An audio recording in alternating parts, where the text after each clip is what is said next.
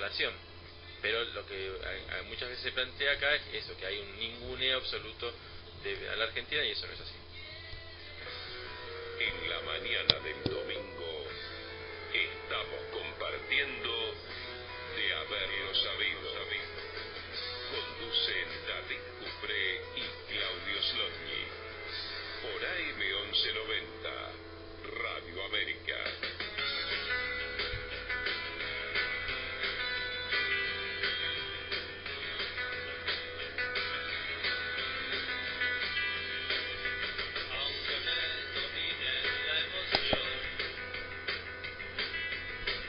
Decíamos antes que Repsol está contratando abogados en Nueva York, en Buenos Aires, en España, previendo un proyecto de ley o una avanzada del gobierno sobre las acciones que tiene la empresa, ¿no? Entonces está tomando recaudos.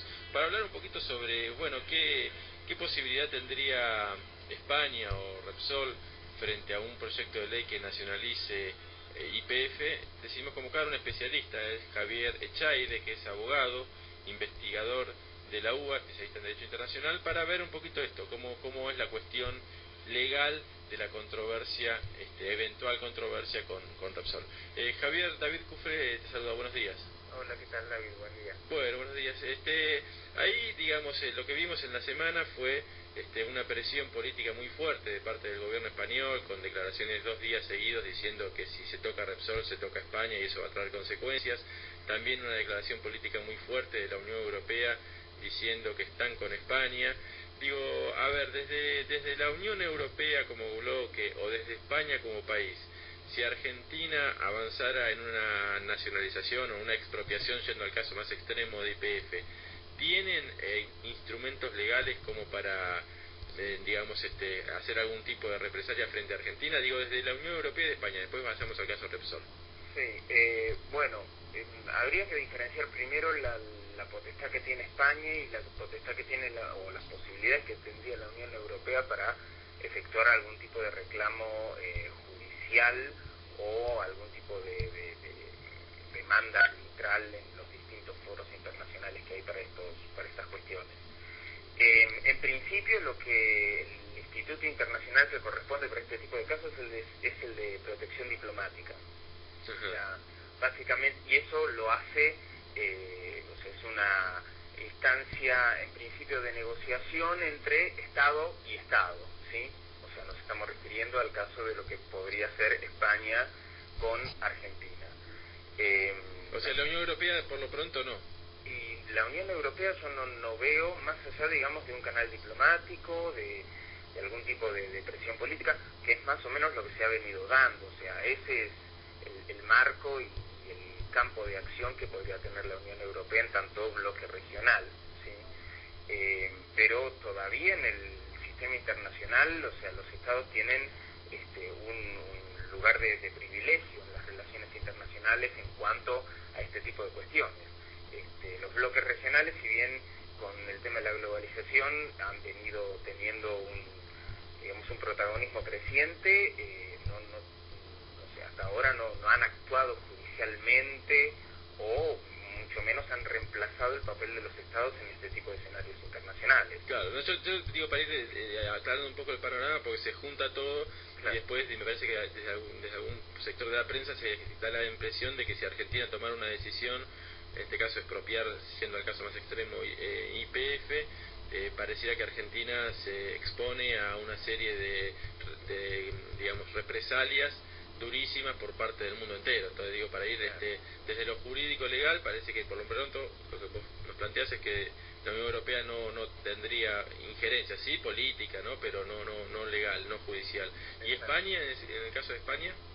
No, bueno, o sea, en principio el caso de España, o sea, históricamente lo que se ha venido dando es la institución que es un instituto jurídico, que es el de la protección diplomática. O sea, un Estado puede proteger a sus nacionales en el extranjero, sean personas físicas o personas jurídicas, que sería el caso, en principio mediando, digamos, negociando con el Estado que puede llegar a tomar medidas arbitrarias contra ese particular, y eventualmente llegar a algún tipo de instancia judicial a nivel internacional, como podría ser la Corte Internacional de Justicia, que es la Corte de la Haya, conocida como la Corte de la Haya. Pero en principio la protección diplomática es algo mucho más que se intenta que sea mucho más negociado entre los estados. Claro, es una negociación política, un marco de negociación política entre estados. Sí, es algo de político-diplomático de estado a estado. Claro. Como para tratar de proteger y salvaguardar los intereses de ese particular damnificado. O sea, esto se ha hecho internacionalmente, o sea, tiene una historia de larga data. Claro, claro.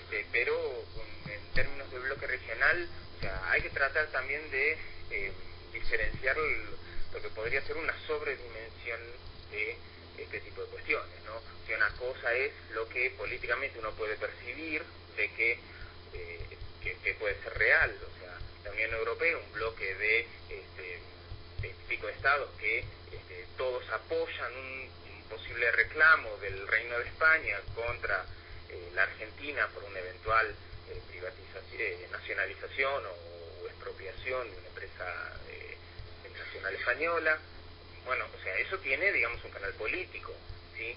Ahora, jurídico, digamos, a nivel de demandas o cosas por el estilo, yo lo veo bastante improbable. O sea. Y en el caso de Repsol, ahí sí, digo, ellos tienen chance de ir, por ejemplo, al CIAD, al Tribunal Arbitral del Banco Mundial. Claro, o sea, esa es otra cuestión también a diferenciar. O sea, lo que podría ser, digamos, la participación pública del Estado, en este caso España, respecto de las posibilidades que tiene el inversor privado, que en este caso la empresa Repsol, o sea, la empresa española Repsol. Para eso sí hay canales habilitados, como es el CIADI, que es un centro que forma tribunales arbitrales, que está dentro de la órbita del Banco Mundial, del grupo del Banco Mundial. Argentina, digamos, o sea, ha sido demandada decenas de veces, es uno de los países más demandados en el mundo ante el CIADI. La mayor cantidad de demandas han sido planteadas por empresas privatizadas, muchas de ellas dentro del contexto de la crisis del 2001-2002, y con posterioridad también a eso. Bueno, el caso de Repsol sería con mucha posterioridad, pero bueno, también podría marcarse de las medidas que pueda llegar a tomar el gobierno en consecuencia, digamos, dentro de lo que podría ser una expropiación, una nacionalización, o sea, eso habría que verlo. Claro, exigiendo el Repsol algún tipo de indemnización por si le quitan la empresa, digamos. Claro, o sea, en ese caso Repsol lo que haría sería plantear una demanda dentro de un tribunal arbitral que se crea al efecto, reclamando una indemnización por expropiación o por una medida equivalente a expropiación, y bueno, pidiendo una indemnización pecuniaria, ¿sí? En términos de dinero, también o sea, podría ser otro argumento sintiéndose discriminada frente a otros inversores privados. Claro. O sea, para eso lo que hay que tener en cuenta es no solo lo que es el convenio constituyente del CIADI, que es la Convención de Washington del año 65-66, sino también el Tratado Bilateral de Protección de Inversiones que tiene firmado Argentina y España, claro, que es de la década de los 90. O sea, todo este entramado, o sea, si bien el CIADI se creó, entró en vigor en el 66, en la década del 60 no es la realidad que tenemos hoy en día. O sea, hoy en día, en la década del 60 teníamos, teníamos básicamente 70 TBI firmados en el mundo, hoy hay más de 2.700 TBI firmados. Tratados bilaterales de inversión, de protección de inversiones. Estos tratados bilaterales le dan carne a ese cuerpo, digamos, a ese órgano, esa institución jurídica que es el CIADI.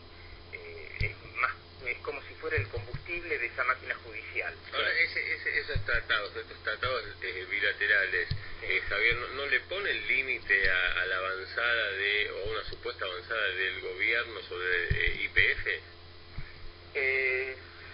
Sí, a ver, o sea, ha pasado con muchos otros casos, particularmente con Argentina, pero no solo con Argentina.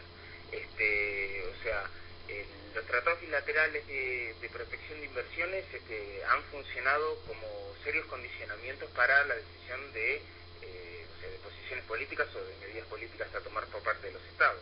En muchos casos, los estados han tomado esas políticas y las han llevado adelante, y eso ha significado que la empresa o el inversor extranjero demandó con posterioridad a ese Estado frente a estos tribunales arbitrales.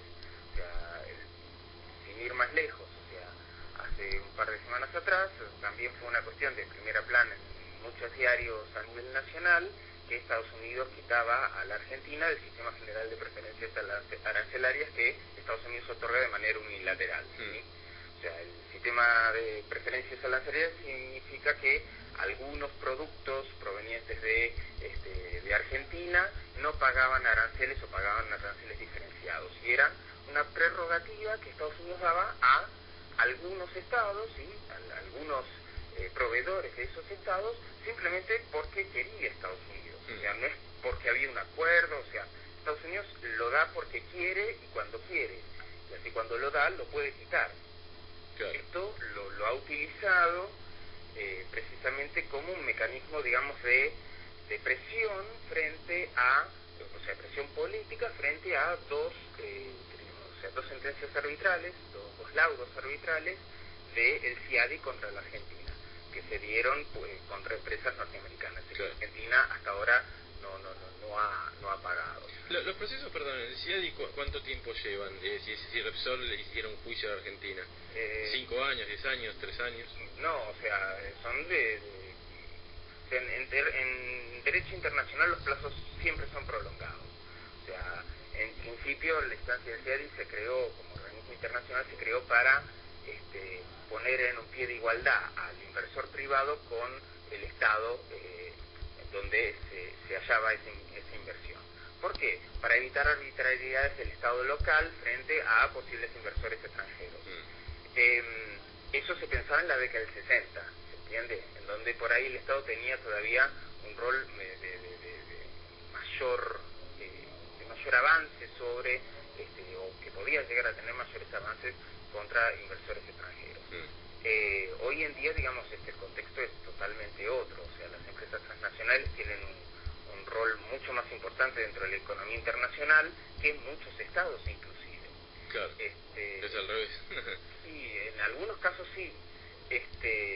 O sea, no podemos comparar a Coca-Cola con un país africano, por ejemplo. Claro, sí. O sea, el contexto es totalmente distinto.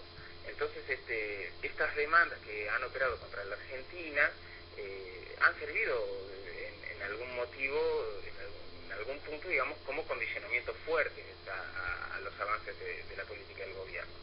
Más allá, digamos, de las conveniencias o no. En el caso particular de Repsol, por ejemplo, Argentina es uno de los muy pocos países en el mundo que tiene privatizado la extracción de la producción y extracción del petróleo nacional. O sea, es, digamos, y esto no es algo a destacar, básicamente para saber hasta dónde llegaron el proceso de privatizaciones de los 90. Claro. O sea, y por eso digo, y desandar esos pasos, es muy difícil. Es difícil, digo, y bueno, está justamente esto tratado también para tratar de evitarlo.